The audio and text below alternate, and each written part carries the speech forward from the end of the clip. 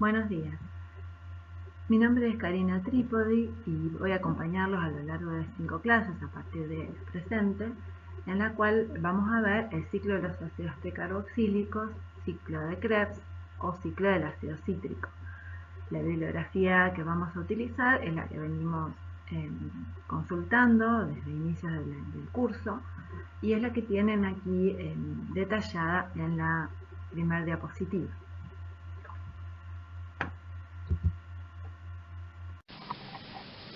El ciclo de Krebs, entonces, es una de las vías centrales del metabolismo de carbohidratos y lleva el nombre del científico que logró dilucidar las reacciones que operaban en la degradación del acetil-CoA para obtener energía. Él fue entonces Hans Krebs. Fue un ciudadano alemán de familia judía que trabajó un tiempo con otro científico muy notable que fue Otto Warburg, quien recibió el premio Nobel por sus estudios muy importantes acerca del metabolismo mitocondrial. Krebs debió emigrar a Inglaterra por razones políticas en 1933 y allí se desempeñó en lugares muy prestigiosos como Cambridge u Oxford y siguió sus estudios. Por suerte pudo continuar con sus estudios, no solamente en el campo de la degradación, o sea, del ciclo de Krebs, sino también formulando el ciclo de la urea. Contribuyó también en conocer cómo se sintetizaba el ácido úrico y las purinas en aves. El ciclo de Krebs suele compararse con un molino de agua, donde las moléculas que se transforman en el ciclo harían las veces del agua, que a su vez produce en el movimiento de la rueda un trabajo que da lugar a la formación de moléculas energéticas que son utilizadas luego en el metabolismo general de la célula. El ciclo de los ácidos tricarboxílicos cumple así una función central en el metabolismo, debido a que los carbonos derivados de los hidratos de carbono, de los lípidos y de algunos aminoácidos son degradados a una molécula cuya fórmula abreviada tenemos aquí, denominada acetil-CoA. Ese acetil-CoA luego va a ser entonces metabolizado a partir del ácido cítrico, en el cual se van a obtener equivalentes de reducción que cederán los electrones a la cadena transportadora de electrones para sintetizar ATP en un mecanismo que vamos a ver en unas pocas clases más. Ocurre en la matriz mitocondrial, en células eucariotas y por supuesto en el citosol de procariotas. El ciclo de Krebs tiene entonces como sustrato al acetil-CoA y sus productos, luego de 8 reacciones, son el dióxido de carbono, GTP y equivalentes de reducción que en definitiva van a dar moléculas de ATP. Analizando un poco más en detalle la estructura de la coenzima A, vemos que tiene una zona de adenosina 3'5' difosfato que se enlaza a través de un enlace fosfato al ácido pantoténico o vitamina B5, la cual a su vez se enlaza a la beta-mercaptoetilamina, que es quien tiene el grupo sulfidilo, remarcado aquí en azul, que es la zona activa de la molécula que forma tioésteres con grupos acilo, y de esta manera entonces la CoA es un nucleótido que puede activar a otras moléculas mediante esta formación del enlace tioéster, que es un enlace de alta energía. Estas moléculas activadas luego promueven o facilitan las reacciones ulteriores, dado que la hidrólisis de este compuesto entonces otorga energía para las reacciones sucesivas.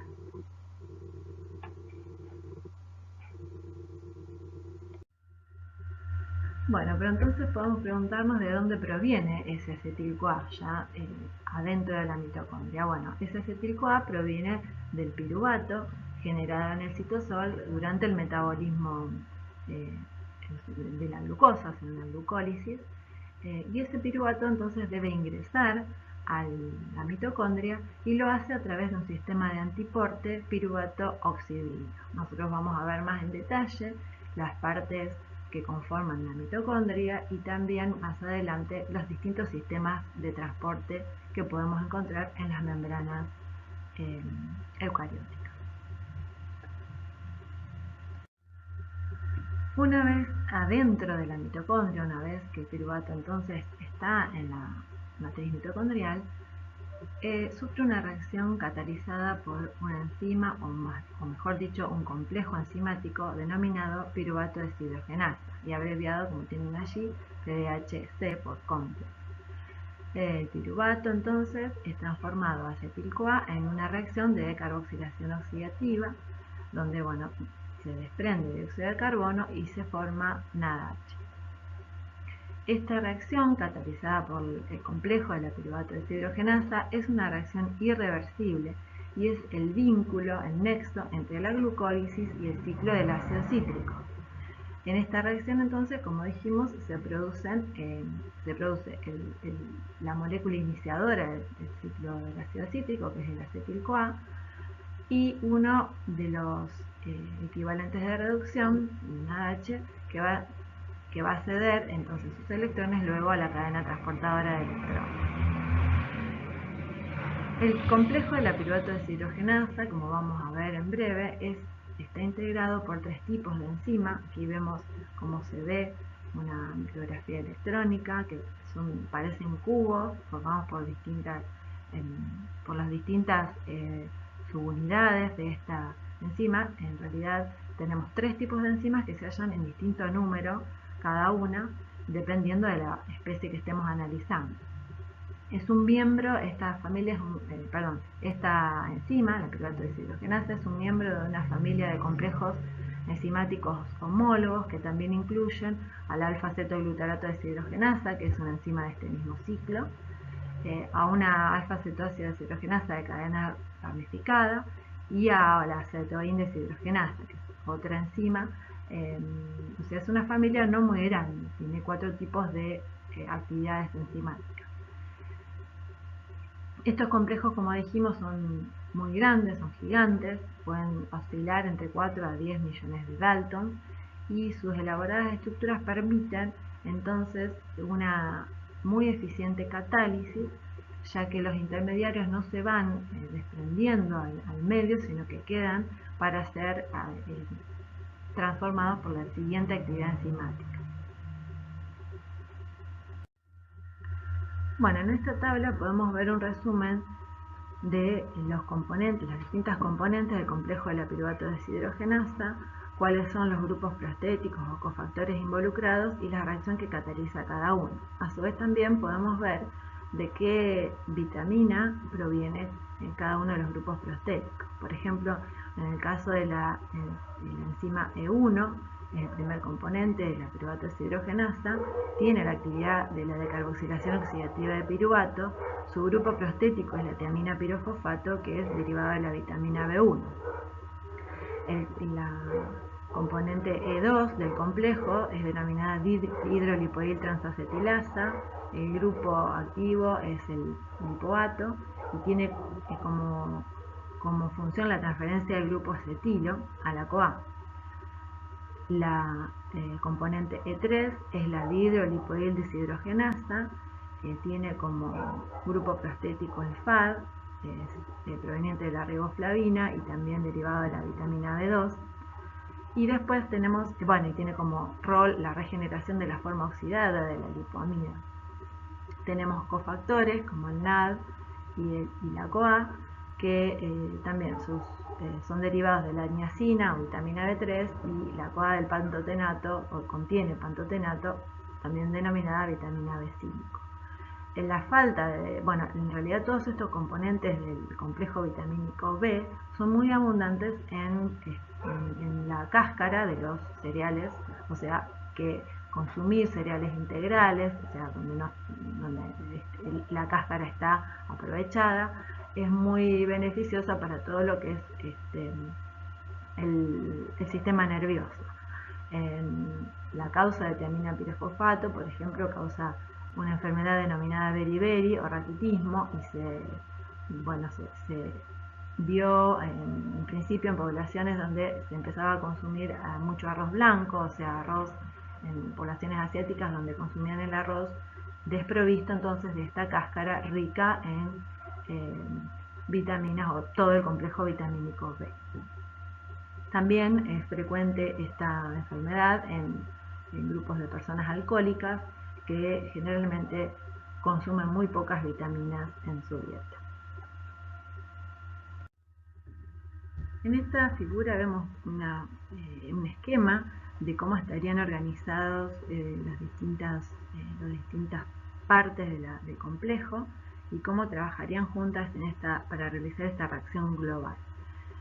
El complejo está construido alrededor de un núcleo simétrico que está mostrado aquí en azul y que es conformado por la parte E2, por las subunidades E2. Cada una de estas proteínas de este núcleo tiene una cola flexible, larga, que se pliega en varios dominios funcionales adicionales, como podemos ver allí, todos en ese mismo color. Uno de esos dominios une a las otras enzimas en el complejo y se muestran aquí en este caso en verde y amarillo y en rosa. También hay varios pequeños dominios que actúan como portadores. Un aminoácido de lisina en estos dominios, mostrado aquí en magenta, está unido a una molécula portadora especial que es el ácido lipoico y que no se muestra en esta figura.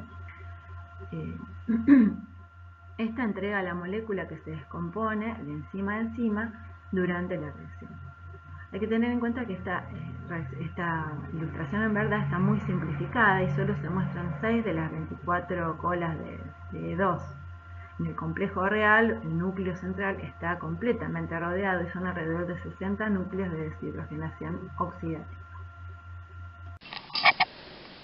Bueno, vemos nuevamente en la figura superior un corte también del complejo de la piruvato deshidrogenasa, parecido al que vimos recién, que con otros códigos de colores también ejemplifica el ordenamiento que tienen las distintas subunidades alrededor del núcleo E2.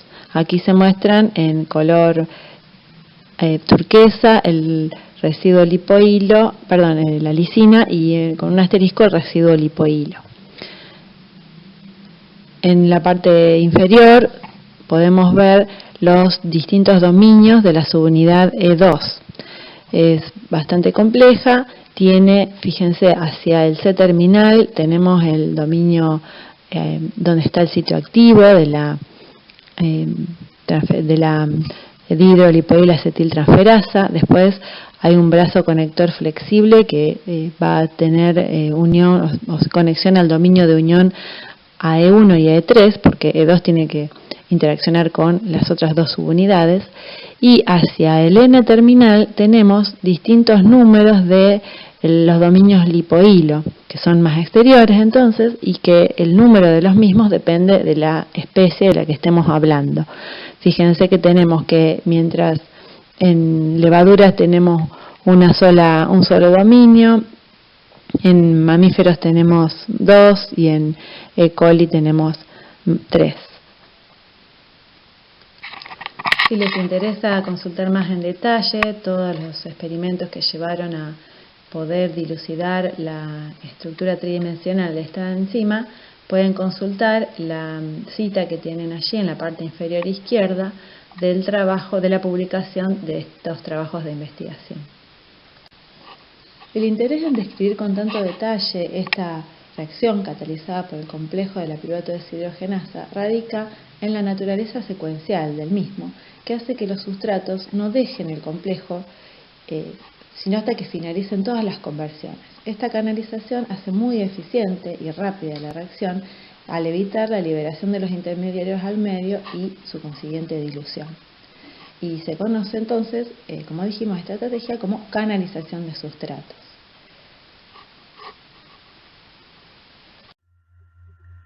Vemos entonces que el complejo de la piruvato deshidrogenasa cataliza la decarboxilación oxidativa del piruvato y reconocemos entonces 3 tipos de reacciones catalizadas entonces en 3 instancias diferentes.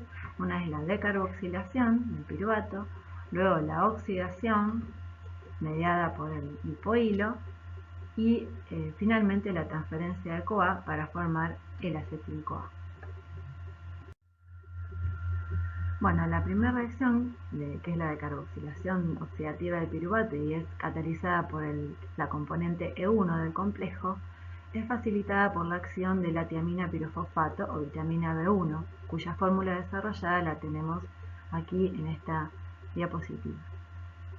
Lo que sucede es que es un grupo de la enzima, que aquí está abreviado como B, o sea, un grupo básico, va a tomar un protón del anillo tiazolio y va a facilitar la formación de un carbanión, que es en la tiamina pirofosfato. Este carbanión, a su vez, va a ser el que va a poder atacar al carbono carbonílico del piruvato, formando un complejo llamado hidroxietil tiamina pirofosfato.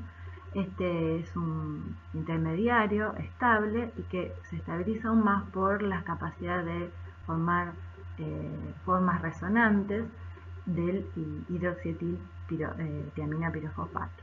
Entonces, estos anillos, este anillo de tiazolio, funciona como un sumidero de electrones y esto hace entonces que se estabilice este intermediario hidroxietil tiamina pirofosfato. La próxima etapa, entonces, en la reacción es la transferencia de equivalentes de reducción a la lipoamida. Una vez formado el hidroxietil tiamina pirofosfato, entonces va a reaccionar con el grupo lipoamida de la subunidad E2, la cual va entonces a tomar el grupo acetilo y se va a formar la acetil-lipoamida, regenerando el carbanión en la tiamina pirofosfato. Vemos en la parte inferior de la diapositiva las variantes entre la lipoamida y la dihidrolipoamida, las formas en que pueden fluctuar este grupo, que es el grupo móvil de la subunidad E2, denominada dihidrolipoil transacetilasa. Está, como dijimos, unida a una lisina de la subunidad E2.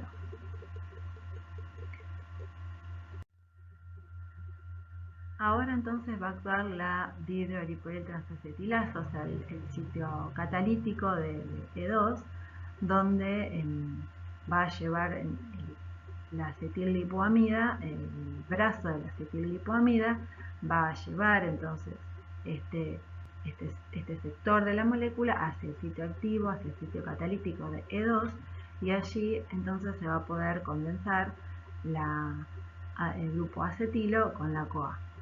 De esta manera vemos que la alta energía de ese tioéster en el grupo acetil-lipoamida se conserva en la formación de otro tioéster que es el acetil-CoA y queda luego como producto la dihidrolipoamida. El acetil-CoA es uno de los aductos de CoA que puede formar esta coenzima.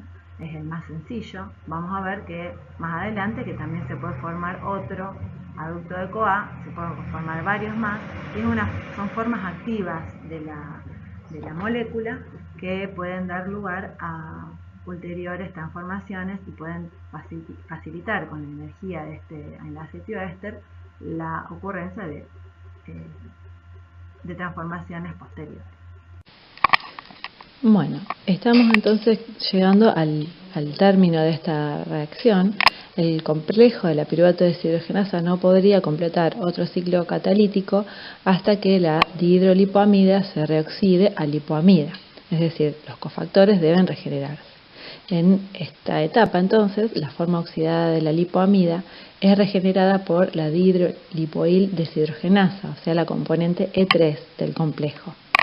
En esta etapa, 2 electrones de la dihidrolipoamida se transfieren y los protones al grupo prostético FAD que tiene la enzima, y luego ese FAD que queda reducido como FADH también debe ser regenerado, y para ello se utiliza NAD que capta entonces dos electrones y uno de los protones en forma de ion hidruro, y se forma NADH, regenerando el FAD entonces de la componente E3. Esta transferencia en el complejo E3 de FAD a NAD, es bastante poco inusual. ¿Por qué? Porque normalmente es el NADH quien les da electrones al FAD, que ya vamos a ver esta conversión. Esto de hecho es lo que sucede en la cadena transportadora de electrones. Pero aquí sucede otro tipo de transformaciones que aparentemente es debido a que el FAD-H en la proteína E3 está rodeado de un entorno que cambia su potencial de reducción y hace que tenga la capacidad de reducir al NAD y no al contrario. Bueno, en esta y las siguientes diapositivas me gustaría abundar un poco más en lo que es la relación entre la estructura y la función del complejo de la piruvato deshidrogenasa, que ya hemos descrito en parte, pero aquí ven otro esquema donde se pueden ver cómo estarían organizadas las distintas subunidades formando una especie de cubo o esfera con distintas capas, donde la capa más interna o la esfera más interna está formada por E2, que dijimos era el núcleo de transacetilasa, se muestra aquí en fucsia.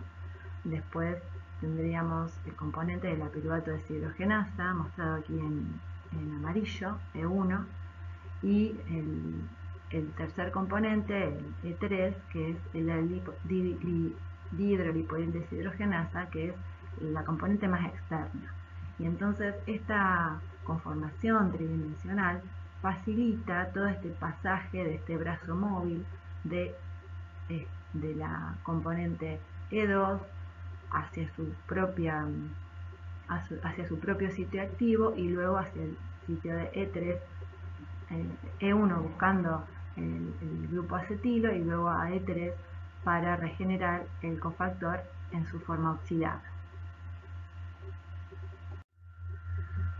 En este otro esquema vemos cómo el dominio E2 de la transacetilasa está esquematizado en forma de cintas y hélices para poder destacar las distintas estructuras secundarias que a su vez conforman la estructura terciaria de esta proteína globular, que tiene un dominio más laxo de interacción con E3, como vemos allí, y que en su dominio N-terminal tiene la lisina, que está remarcada aquí en un círculo rojo, que se conecta al lipoato.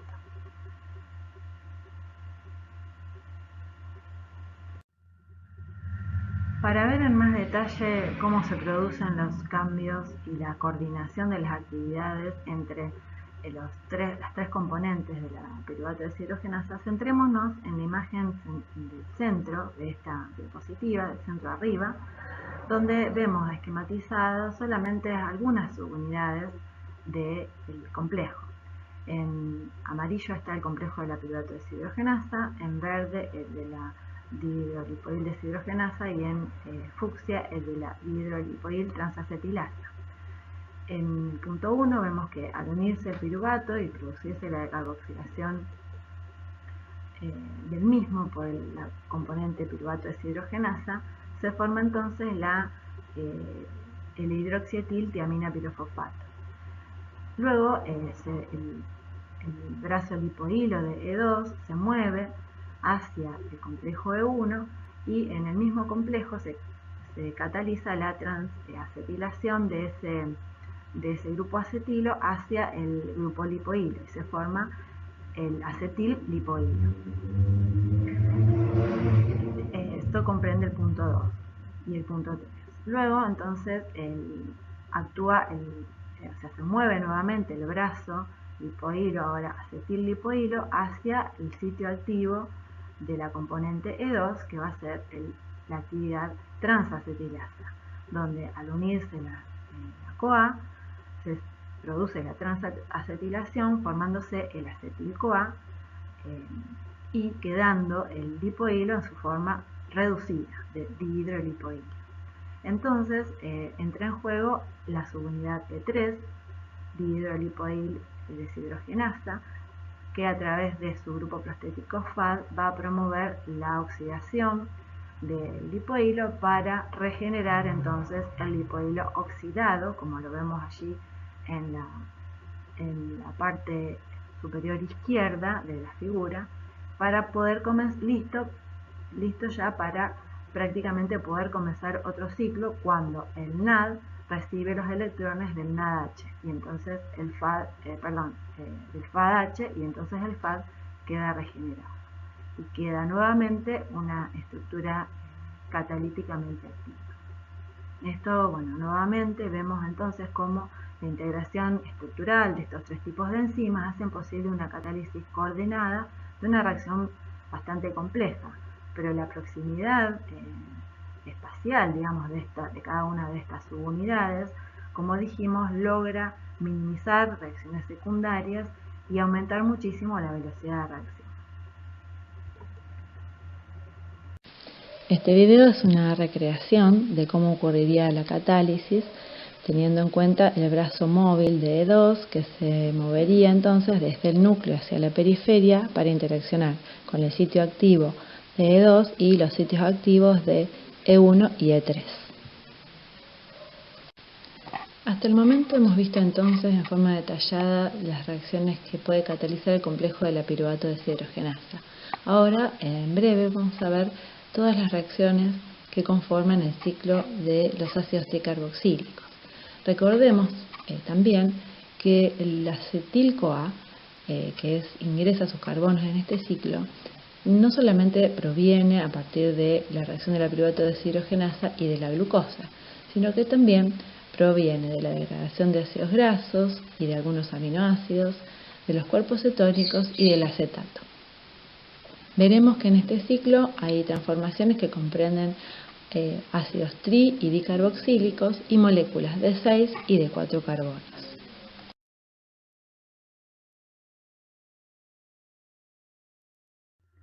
Como mencionamos al principio de esta presentación, el ciclo se compone de 8 reacciones que operan entonces en forma cíclica regenerando al aceptor de CoA, que es el oxalacetato. El ciclo inicia entonces con la condensación, la reacción de condensación catalizada por la citratosintasa entre el oxalacetato y el acetil-CoA. Luego la conitasa toma el citrato formado en esa reacción de condensación y a través de dos reacciones de hidratación y deshidratación forma el isocitrato. Luego el isocitrato sufre la primera decarboxilación oxidativa catalizada por la isocitrato deshidrogenasa, donde se forma NADH y se escinde un primer dióxido de carbono. El alfa-cetoglutarato formado sufre una segunda decarboxilación oxidativa, también produciendo NADH, dióxido de carbono, y en este caso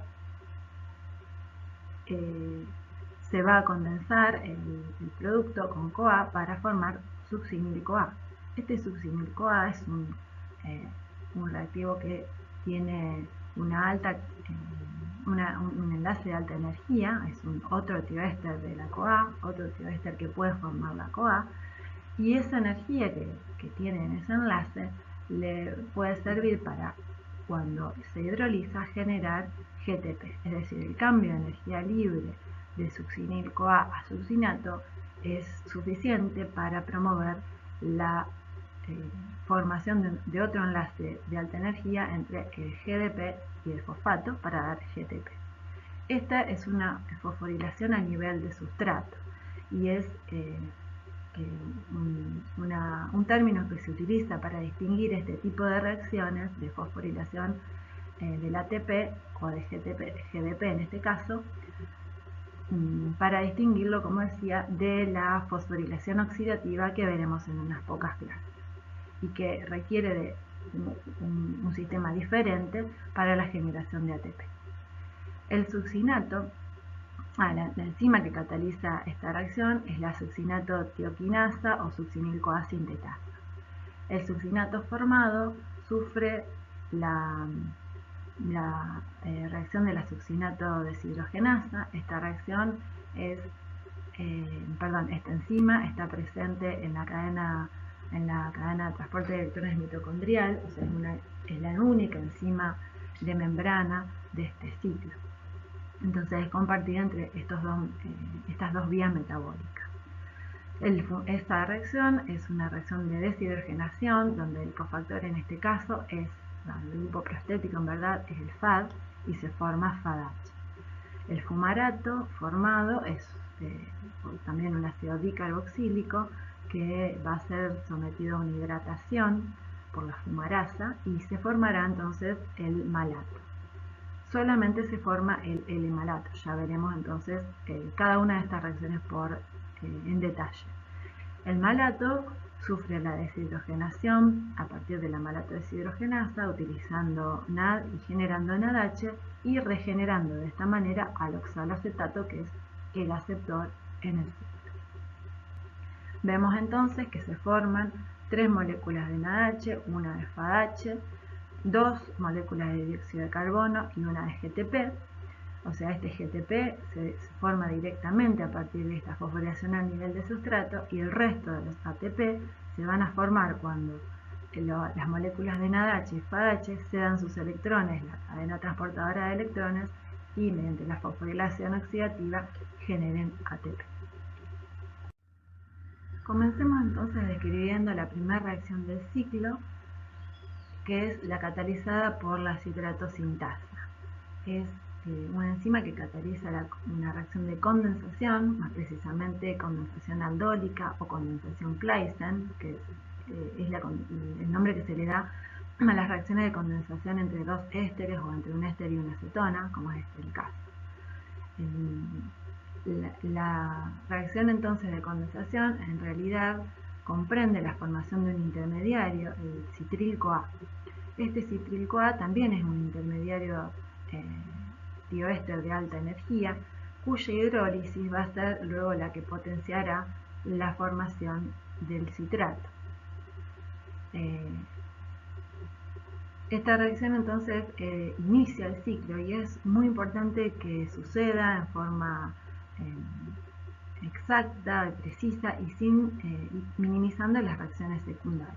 Entonces, consideremos en forma breve cuáles son las características de la citrato sintasa que permiten justamente que no sucedan otras reacciones indeseables en esta primer condensación que inicia el ciclo de Krebs.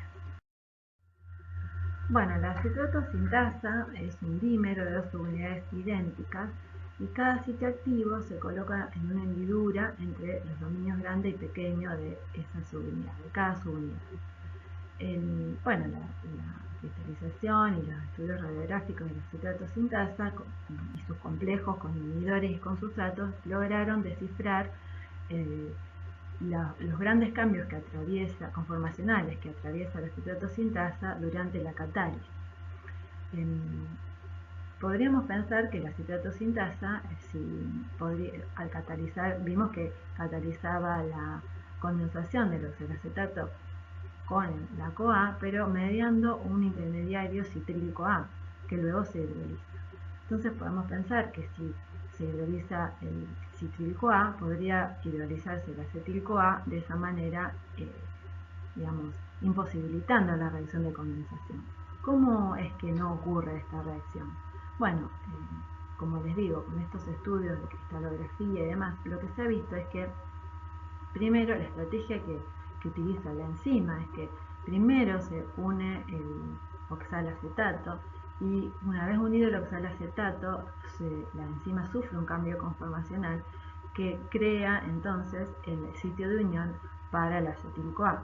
O sea, hasta que no se unió el oxalacetato no existe posibilidad de que se una el acetil-CoA.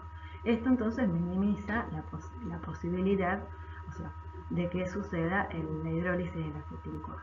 Una vez que se unen, que están unidos entonces el acetil-CoA, el oxalacetato y el acetil-CoA, allí se ponen en cercanía los grupos funcionales para que se forme el citril-CoA. Una vez recién formado el citril-CoA, también se inducen cambios conformacionales adicionales en la enzima de tal forma que el sitio activo queda completamente cerrado y también evita cualquier posibilidad de alguna reacción colateral o que se escinda ese intermediario sin que ocurra la reacción de condensación final. Entonces vemos que luego sí la citrato sintasa puede llevar a la hidrólisis del cítrico-A, pero no del acetil-CoA. Esta estrategia es también utilizada por otras enzimas, por ejemplo por la hexoquinasa o la triosa fosfatoisomerasa que hemos visto en la helicólisis. Una vez formado. En esta animación vemos cómo alterna la forma abierta con la forma cerrada de la citrato sintasa. Vemos que en la forma cerrada, una vez que se unieron los sustratos y se cierran ambas unidades una sobre la otra, esto evita la salida prematura de los intermediarios o la entrada de otras moléculas y así se evita entonces la formación de compuestos no deseados. Una vez formado el citrato, el primer ácido tricarboxílico, entonces, tiene lugar la acción de la aconitasa, que en realidad va a catalizar dos reacciones, una deshidratación y una hidratación. Y el fin de esta reacción es que el grupo hidroxilo esté colocado en una posición adecuada para que luego sí pueda ocurrir la reacción de decarboxilación oxidativa. Ambas reacciones entonces son catalizadas por la enzima aconitasa y el intermediario es el cis-aconitato. La aconitasa es una proteína que tiene un centro de hierro azufre del tipo 4 hierro 4 azufre, también llamada centro de hierro no hemínico. Los 4 átomos de hierro entonces de este centro están complejados con grupos de sulfuro inorgánico y 3 átomos de azufre de la cisteína. Los vamos a ver en más detalle, estos tipos de centros hierro-azufre, cuando veamos el tema de fosforilación oxidativa. La reacción global entonces podría producir, en verdad, uno pensaría que podría producir distintos isómeros. Es decir, si tenemos en cuenta el cis-aconitato, en el cis-aconitato que los elementos del agua podrían agregarse a uno u otro lado del doble enlace, tendríamos que obtener diferentes moléculas de isocitrato, donde el oxidrilo, los que vemos marcados, los elementos de la molécula de agua, o sea, el oxidrilo podrían ir al carbono que proviene inicialmente del oxalacetato o bien al carbono al metilénico que provenía del acetil-CoA. Vamos a ver cómo el mecanismo de reacción de la aconitasa hace que solamente se produzca uno de esos posibles isómeros. Aquí vemos representado el experimento que llevó a dilucidar entonces cómo era que se formaba uno solo de esos isómeros posibles. Se incubó acetato marcado, que después dio lugar a acetil-CoA marcado en su carbono carboxílico y en su carbono metílico, con oxalacetato sin marca. Luego de la reacción de la citrato sintasa se forma el citrato, como lo ven allí, con las marcas en uno de los grupos metilenos y carboxilos que en verdad son indistinguibles hasta el momento. Luego, con la acción de la aconitasa, como dijimos, primero en la deshidratación se forma el cis-aconitato y luego en la hidratación los elementos del agua, el oxidrilo y el hidrógeno, se agregan al doble enlace. Y podrían hacerlo entonces de manera tal que el oxidrilo quedara a uno u otro lado del carbono central, ¿verdad? O sea, en el metileno que provenía del acetato y por lo tanto del acetil-CoA, o en el metileno que provenía del oxalacetato. Cuando separan, digamos, los productos formados, ven que solamente se forma el que tenemos señalado en el punto 1, es decir, aquel donde el oxidrilo va a la molécula, al metileno que provenía inicialmente del oxalacetato. ¿Cómo es entonces que el citrato, siendo una molécula que no es quiral, porque tiene dos grupos que son dos sustituyentes que son iguales, ese carbono central, puede dar lugar entonces a una reacción que sería como si fuera quiral, es decir, que esos grupos no son vistos igualmente por la enzima, no son tomados de la misma forma. Esto es debido al centro activo, al sitio activo de la conitasa, que lo vemos esquematizado aquí, donde, bueno, aquí están el centro de hierro azufre, 4 hierro, 4 azufre, como lo nombré antes, y aquí se está ubicando el citrato, formando, bueno, los enlaces de coordinación con uno de los hierros. También está ubicada la molécula de agua y un grupo básico de la enzima que también interacciona con uno de los hidrógenos del metileno. Entonces, de esta manera se produce así la deshidratación, se ha producido acá en este caso ya la deshidratación, y cuando se produce el agregado nuevamente de los elementos de la molécula de agua, esto sucede de una manera particular. Bueno, lo que se cree que sucede es que el cisaconitato, el intermediario en la reacción de la conitasa, el que se formó luego de la deshidratación, sufre una rotación de 180 grados en el sitio activo, dejando expuesta una de sus caras, una de las caras del doble enlace, para la rehidratación. De esta forma solamente se forma el compuesto que vemos en la parte superior, o sea, en la vía 1, en su totalidad, y no 50% de cada uno de los compuestos, si es que la rehidratación ocurriera indistintamente en ambas caras del doble enlace. Es una molécula que puede reaccionar con un sitio activo asimétrico, una molécula que no es quiral, pero reacciona con un sitio asimétrico que puede ver diferencias entre entre dos grupos que son aparentemente indistinguibles, se denomina molécula proquiral, como es en este caso el citrato. Una característica interesante de la conitasa es que es una proteína moonlighting, que en inglés quiere decir algo así como promiscua, es decir, que no solamente cataliza y es importante para esta reacción, sino que también tiene otra función que está vinculada con la homeostasis del hierro. Cuando hay poco hierro en las células se desintegran, se desensamblan los centros de hierro azufre de las aconitasas y la apoproteína se une a unos mRNA específicos que tienen que ver con que digamos codifican para proteínas que ingresan hierro en la célula y que lo transportan. Bueno, y habiendo formado el isocitrato, llegamos entonces a la primera de las 4 reacciones de óxido-reducción que suceden en el ciclo del ácido cítrico. Esta es la decarboxilación oxidativa del isocitrato, que es catalizada por la enzima isocitrato deshidrogenasa. El intermediario en esta reacción es el oxalsuccinato, que es un beta-cetoácido bastante inestable. Mientras está unido a la enzima pierde el dióxido de carbono para formar entonces el producto alfa-cetoglutarato. La molécula o el cofactor oxidante es el NAD, produciéndose así la primera molécula reducida de NADH que se agrega a los electrones en la cadena transportadora de electrones mitocondrial. Un ion manganeso colabora en la reacción de electrones del carbonilo y carboxilo adyacentes al carbono que sufre la decarboxilación.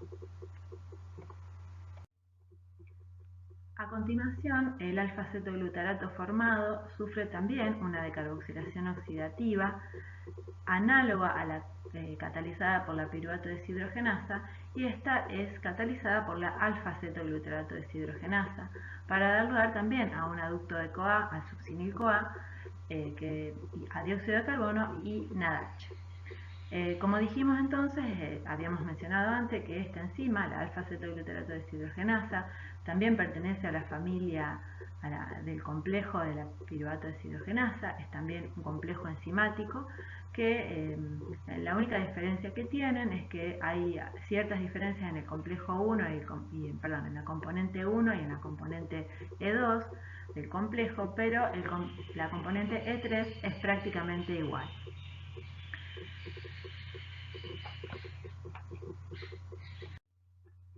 Y aquí vemos entonces la molécula de succinil-CoA, que recordemos es también un tioéster de CoA, o sea, es una forma activada por CoA, entonces una molécula que posee así un enlace de alta energía, un enlace tioéster rico en energía.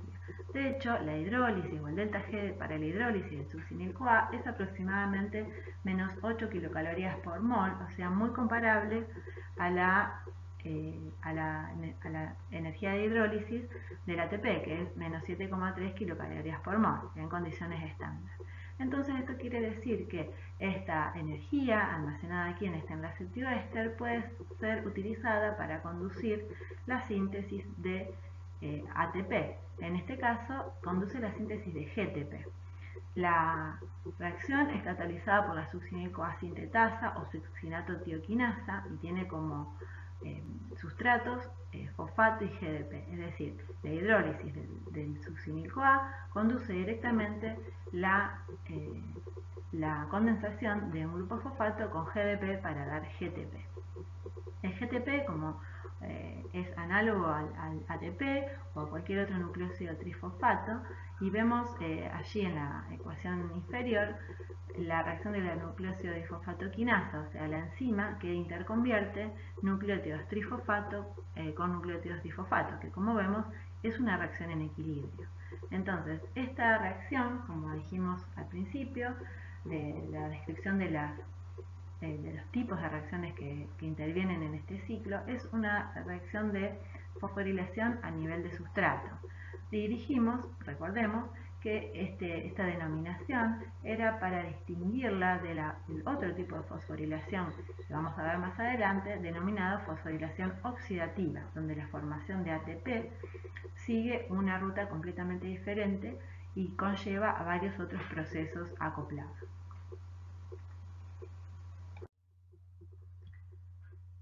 A partir entonces de la formación del succinato van a tener lugar tres reacciones subsiguientes que van a dar lugar a la formación o a la regeneración del aceptor oxalacetato, que puede volver a combinarse con el acetil-CoA y recomenzar un nuevo ciclo.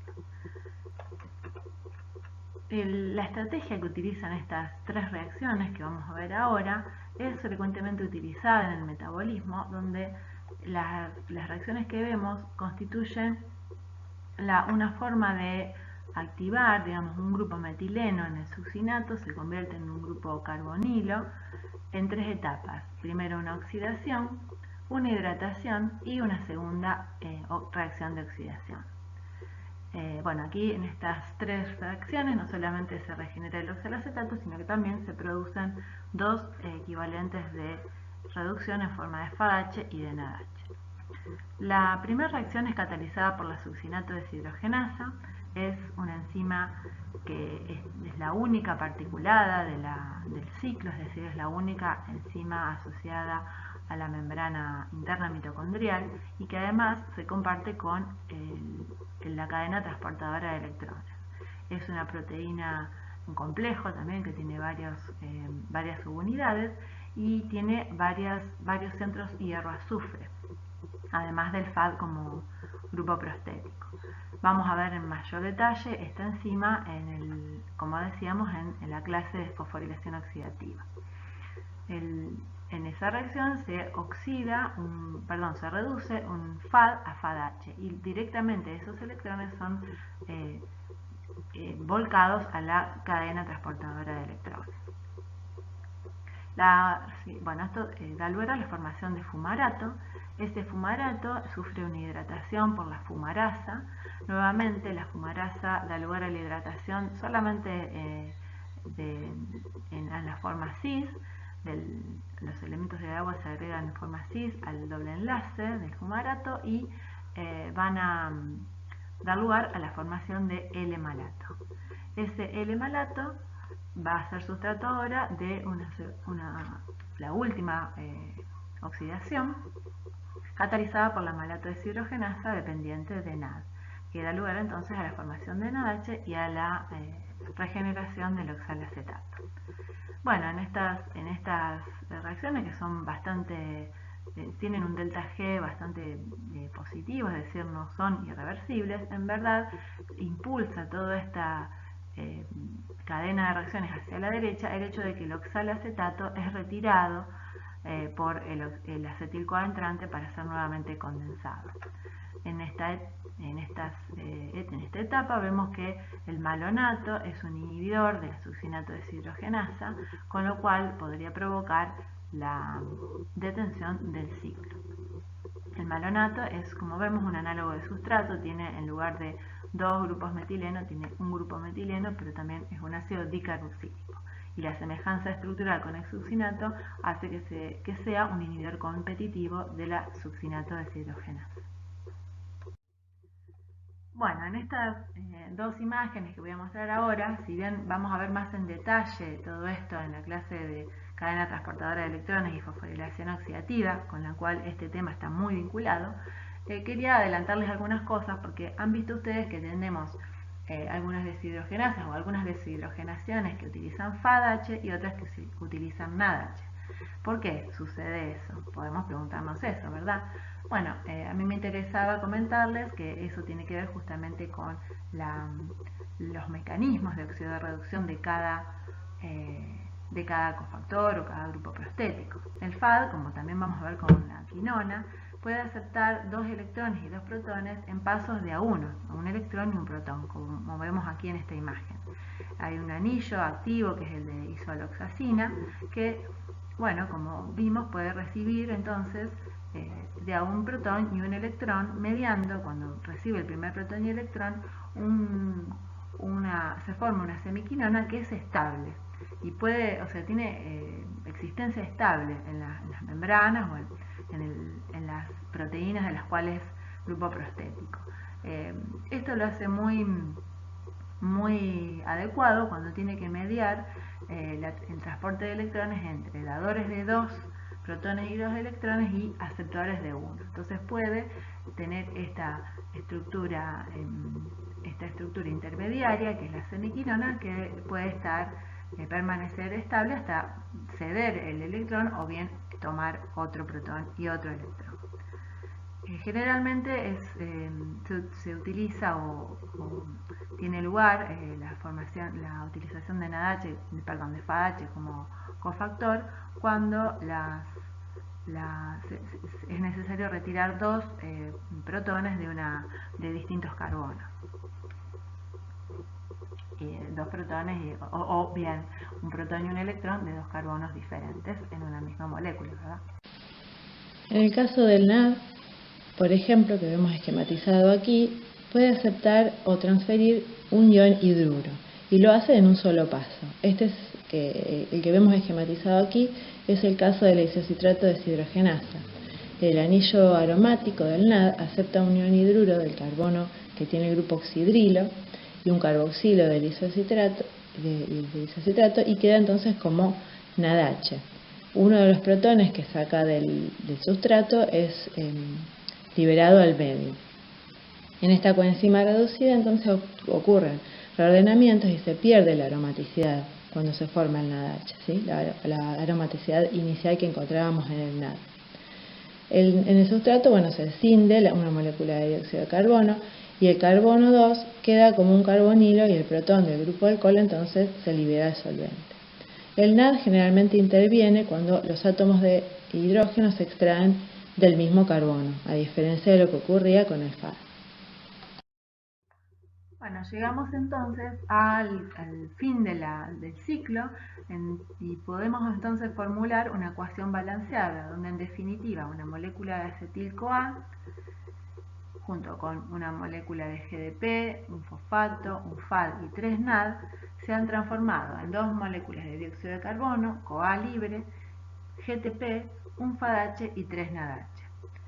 Entonces, en forma directa tenemos un GTP, que es lo mismo que un ATP, y teniendo en cuenta que el rendimiento cuando un FADH cede electrones a la cadena transportadora de electrones es de 1,5 ATP por FADH y el NADH a su vez rinde 2,5 ATP por cada NADH, esto nos da en definitiva que el rendimiento total del ciclo en moléculas de ATP sería de 10 ATP por cada acetil-CoA que se oxida en el ciclo de Krebs. Bueno, dada la importancia que vimos que tiene el ciclo de Krebs en el metabolismo general de la célula, podemos imaginar que está muy regulado.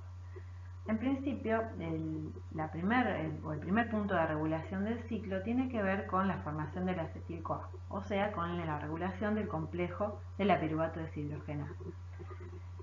Esta regulación está directamente ligada con la carga energética. Si hay una alta carga de energía, lo que va a estar diciendo esa condición es que no es necesario degradar acetil-CoA para producir más energía, con lo cual entonces es de esperar que la reacción de la piruvato deshidrogenasa se vea inhibida.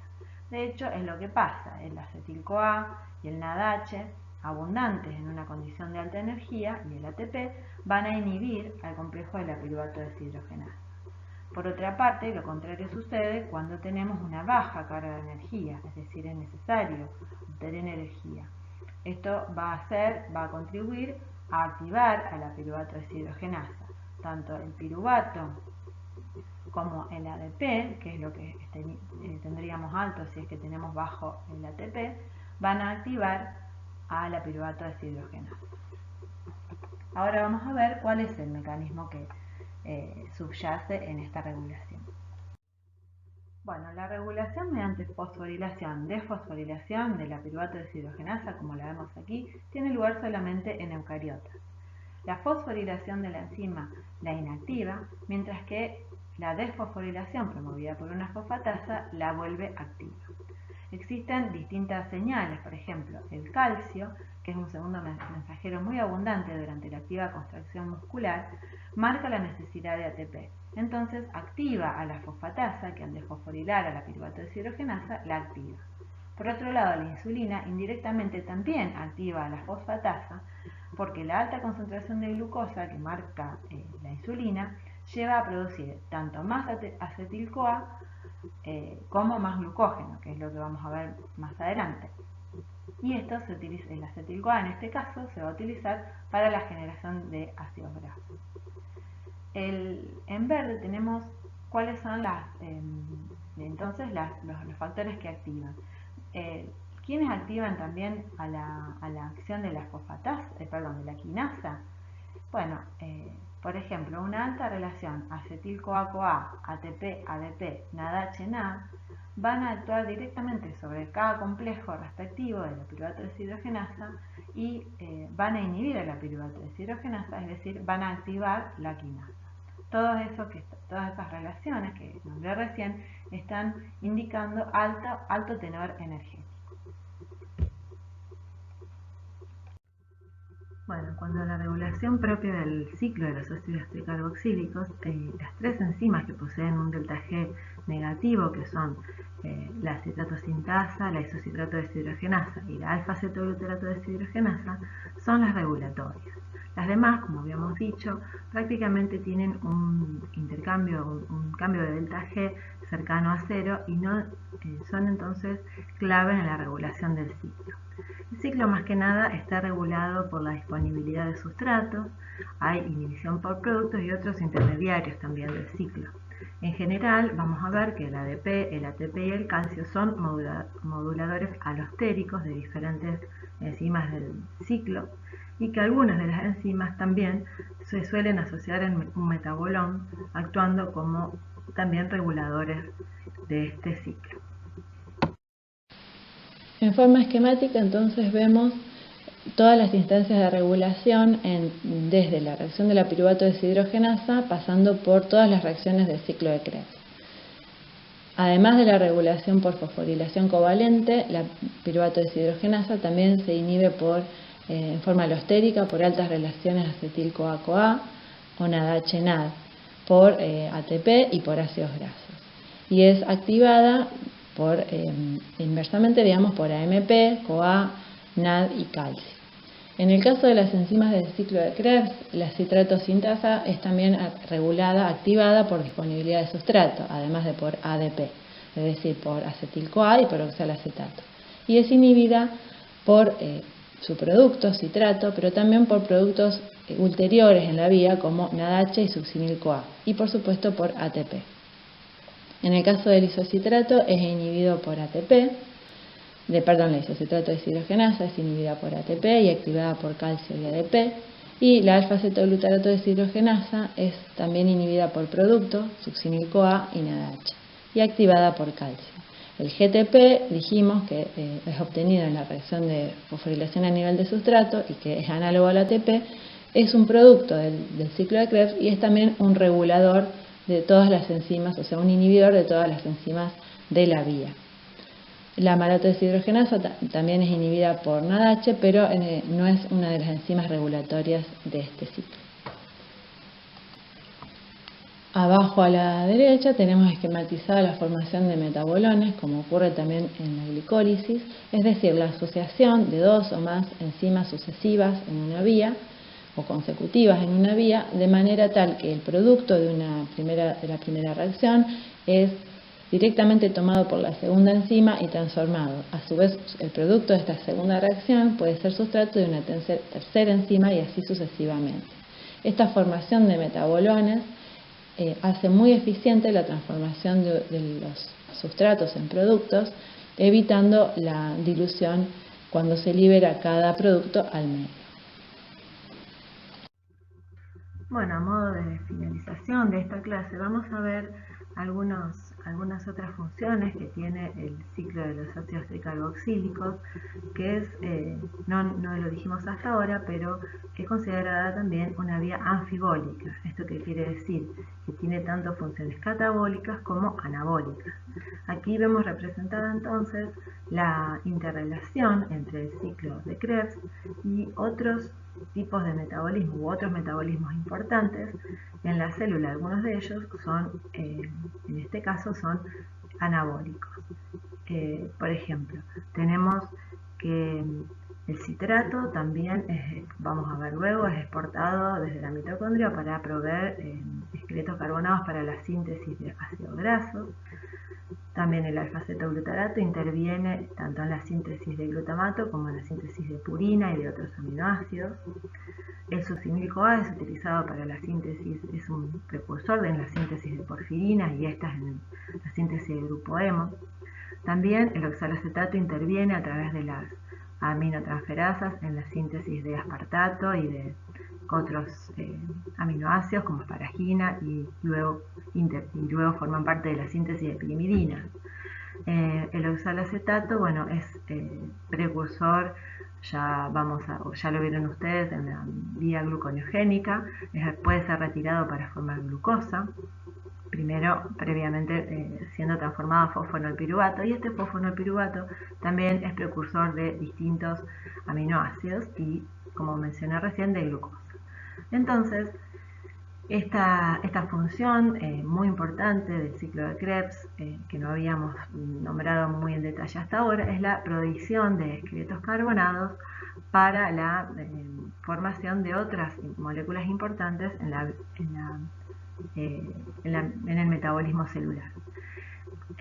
Además, hay reacciones, al ser retirados estos intermediarios del ciclo de Krebs, sucede que el ciclo se vería frenado si no está la opción de rellenar esos intermediarios, o sea, de rellenar esas moléculas que son retiradas, de reabastecer, ¿verdad?, de esos intermediarios que son retirados con fines sintéticos. Entonces, allí con flechas rojas vemos 4 reacciones importantes que son justamente las reacciones anapleróticas, es decir, las reacciones de relleno que suceden para justamente que no se agoten los intermediarios del ciclo de Krebs, lo cual sería letal para la célula. Ahora vamos a ver en detalle las reacciones que cataliza cada una, pero vemos, por ejemplo, la reacción de la piruvato carboxilasa, que provee oxalacetato a partir de piruvato. Entre el oxalacetato y el fosfonolpiruvato hay 2 enzimas que actúan interconvirtiéndolos, la PEP carboxiquinasa y la PEP carboxilasa. Y por último, una enzima también muy ubicua, que es la enzima málica y que transforma el malato en piruvato o el piruvato en malato en forma dependiente de un cofactor reducido que ahora vamos a ver en detalle. Bueno, vamos a ver entonces en este cuadro el detalle de las reacciones catalizadas por las llamadas enzimas anapleróticas. Como les dije, anaplerosis significa relleno. En este caso vamos a ver enzimas que suministran o, digamos, pueden proveer al ciclo con oxalacetato o malato, dos de los intermediarios que pueden ser retirados con distintos fines y entonces deben ser repuestos. Así tenemos, por ejemplo, la piruvato carboxilasa, que cataliza la carboxilación del piruvato a expensas de ATP y bicarbonato, generando oxalacetato, y es abundante, por ejemplo, en hígado o en riñón.